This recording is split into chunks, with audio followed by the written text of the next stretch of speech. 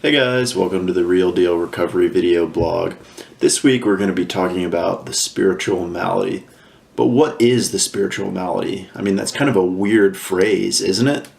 Well, let me give you an example. It's a story about my friend Steve. Steve grew up and he had a good family. They were nice people. They took good care of him. He went to school. He always had enough to eat. On the outside, Steve looked like he had a really nice childhood. But he was still unhappy. As a kid, Steve struggled with his weight. He got teased in school. At the end of the day, he just never felt like he fit in. As Steve got older, things got a little bit better. They got a little easier for him. But Steve always felt like there was something missing from his life. He just didn't feel complete. There was some kind of void inside of him.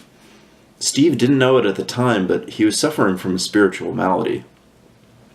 As Steve got into his teens, he discovered drugs and alcohol, and he'd found the answer.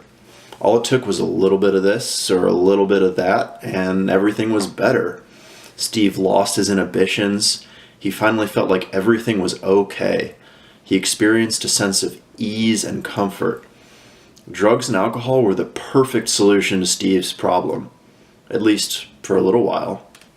It didn't take long before Steve started using more and more. Eventually, he started to need the substance to feel good. It wasn't a party anymore. He needed it to get through the day. He was in an even worse place than when he started. The malady was as bad as ever. It never went away. It was just being masked. Turns out Steve's solution didn't work so well after all.